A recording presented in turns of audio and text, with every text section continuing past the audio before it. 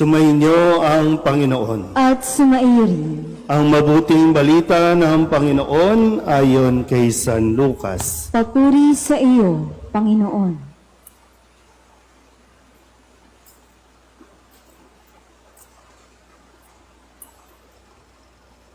Noong panahong iyon, nagmamadali ang mga pastol na lumakad patungong Bethlehem at nakita nila sina Maria at Jose at ang sanggol na nakahiga sa sabsaban. Kaya't isinaysay nila ang mga sinabi ng anghel tungkol sa sanggol na ito. At nagtaka ang lahat na nakarinig sa sinabi ng mga pastol. Natanim sa isip ni Maria mga bagay na ito at kanyang pinagbulay-bulay. Umalis sa mga pastol na nagpupuri sa Diyos at nagpapahayag ng kanyang kadakilaan. Dahil sa lahat ng narinig nila at nakita na ayon sa ibinalita sa kanila ng anghel. Pagdating ng ikawalong araw ay tinuli ang bata at pinangalan ng Jesus. Ang pangalang ibinigay ng anghel bago pa siya ipinaglihim.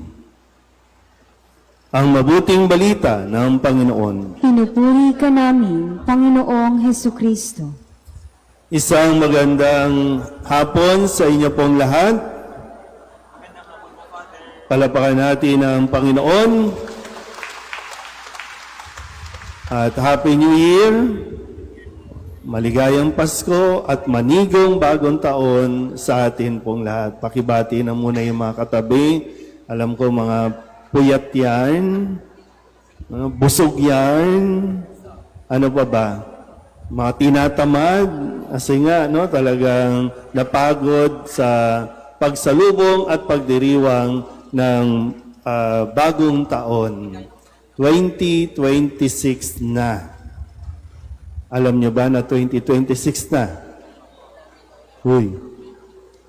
At ngayon, sa unang araw ng ating pong taong 2026, ayan, unang ulan para sa taong ito. So, umuulan at sana mamaya-maya tumila na yan para po sa gaganapin nating prosesyon, no, ng Mahal na Birhen dahil ngayong unang araw ay itinalaga ito bilang dakilang kapistahan ng Mahal na Birheng Maria, Ina ng Diyos. At sa araw na ito, maganda po na mapakinggan natin mabuti ang mga mensahe na ibinibigay sa atin kung gusto mong pagpalain ka ng Panginoon. Sino bang ayaw ng blessings, di ba? At kinukonsider natin ang unang ulan na ito ay talagang magdudulot ng maraming blessings, lalong-lalo na sana mapawi na yung alikabok, yung usok, yung polusyon, dulot ng ating pong pagpapaputok. No? Talagang ang kalikasan na rin talaga din ang kikilos, no? Para manumbalik, no, ang dating kalinisan na ating paligid. Kaya wag nyo naman dumihan. Ha? Wish kayo ng wish ng good health, no, para sa 2026, pero ayaw naman natin maglinis. No? Pero tingnan po natin, kasi marami sa atin ang naniniwala pa rin sa mga pamahiin kapag bagong taon. Ano ba mga pamahiing ginawa ninyo? Tumanda na iba, tumanda na't lahat. Yung pa rin talaga, no? Ipinaglalaban ninyo yung pamahiin ng mga pampaswerte. Ano yung mga pampaswerte yung ginawa ninyo? Ha? Tumalon. Alam mo naman, may nangyari ba? No? Talong kayo ng talon, no? Pero di ba, pagtalon naman ay, di ba, simbolo ng kaligayahan, ng pagsasaya. Hindi para tumangkad ka. Ano ba mga pamahiin ang ginawa ninyo? Ha? Nagsaboy ng pera. Nagpaagaw ng pera. Para daw sa buong taon, maraming perang lalabas sa iyo. Kala mo, darating sa iyo? Hindi, lalabas sa iyo. Dahil yun yung ginawa mo. Diba? Minsan kailangan lang talaga natin pagnilayan. Kasi mga Katolikong naturingan. Pero pagdating sa mga ganitong mga panahon na dapat ang pananampalataya ang kinakapitan natin, pero iba yung paniniwala na ating isinasabuhay. Kaya nga dapat sa unang araw, ano ang ginawa natin? Sige, tingnan natin po, no? Sa ating ebanghelyo, ano ba ang ginawa ng mga pastol na dapat nating ginawa? At least kayo nandito. Pero napakaraming Katoliko, kahit dito man lang sa gagalangin, napakaraming Katoliko, nasaan sila? Ano ba, yung mga kapitbahay ninyo, nasaan sila? Ayun, lasing pa, may amats pa, tinatamad pa, o kaya nasa mga pasyalan. Pero ang sabi na gusto namin ng blessings. Ngayon, ibinibigay ang blessings, nasaan sila? Kaya nga, di ba, sabi sa unang pagbasa, ganito mo sila pagpapalain, ganito mo sila babasbasan. O kaya kayo, maswerte kayong lahat na naririto, o maging sa online, maswerte kayo, naghahanap kayo ng pagpapala, pues ito ang pagpapala. Tanggapin ninyo ang pagpapala. Kaya, di ba, sabi dito, no, ang mga pastol, nagtungo sila sa Bethlehem. At doon nakita nila ang pamilya, si Jose, si Maria, at ang sanggol na si Jesus. Yun pa lang, isang pagpapala na yun.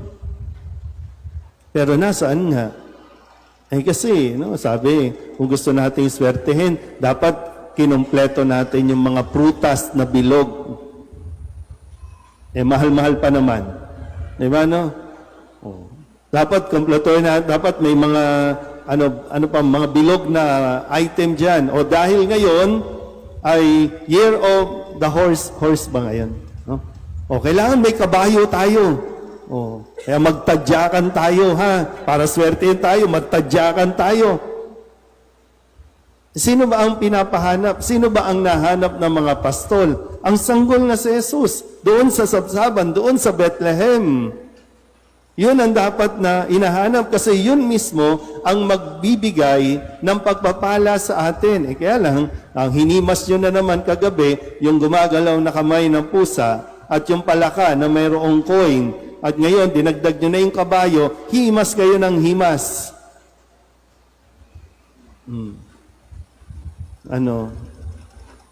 Taon-taon nyo namang hinihimas yan.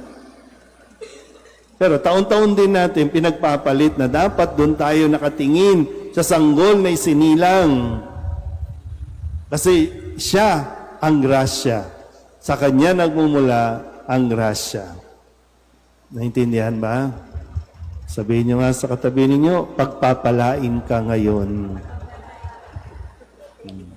At dahil pinagpala ka, siyempre, nararapat lamang, sabi po dito, anong ginawa ng mga apostol pagkatapos nilang masaksihan at makita at matanggap? Di ba sabi, sila'y umalis na nagpupuri at nagpapasalamat sa Diyos. Sabihin nyo nga sa katabi ninyo, magpasalamat ka naman. Di ba?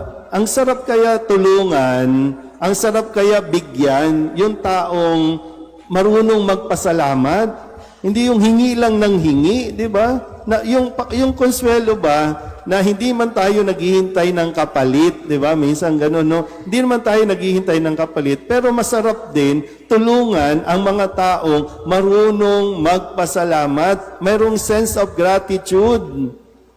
Na para bang lahat ay idinidiman na karapatan kong tulungan ako, kaya hindi ako magsasabi ng thank you. Ang Diyos, hindi naman madamot ang Diyos. At gustong-gusto ng Diyos na ibigay ang biyaya na para sa iyo.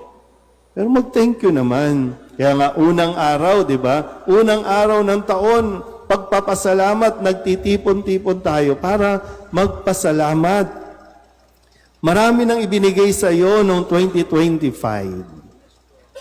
Pero alin doon ang ipinagpasalamat mo? Yung nakatawid ka nga lang, di ba? From 2025, nag-countdown ka pa. 10, 9, 8, 7, 4, 3, 2, 1. Yay! Tumawid ka sa 22. Buhay ka, hindi ka inatake sa puso. Di ba nakatawid ka? Hindi ka man lang nagpasalamat. Tapos, kung makakain ka, wagas. Kain ng lechon, kain ng, ano bang kinain nyo kagabi? Tapos, Lord, sana good health. Ano kung pinagkakain nyo? Good health pa. Diba? Sabihin nyo nga ulit, sa katabi ninyo, magpasalamat tayo. Pangatlo, kung gusto mo talagang pagpalain din at makita ito, tularan natin si Maria. Ang lahat, sabi nga dito, ang lahat natanim sa isip ni Maria at ito ay kanyang pinagbulay-bulay. Ano ba yung pinagbulay-bulay? Pinagnilayan. No? Hindi lang basta natanim sa isip niya, kundi pinagnilayan niya ng mabuti ano ba ang kahulugan nito. Marami kang naranasan ng 2025 na hindi mo naintindihan o sadyang hindi mo sinubukan na idaan sa dasal, kaya natanim lang yan sa iyong isipan. At ang madalas pa, minsan nga, no, sabihin nyo nga ulit sa katabi niyo, 2026 na. Sige, sabihin, ipaalala ninyo, 2026 na. Pero baka kasi nasa 1997 ka pa. Diba? May mga ganyan tayo na dahil nasaktan ka, niloko ka, nalugi ka, nakaranas ka ng hindi maganda noong 1999, hindi ka na nakaalis dyan. Yung mukha mo nandoon pa rin sa nangyaring yun. Tapos gusto mo ng blessings. Ayaw mo tumawid eh. Ayaw mong maglakbay. Yung mga nangyari noon, bahagi na yan ng kasaysayan mo.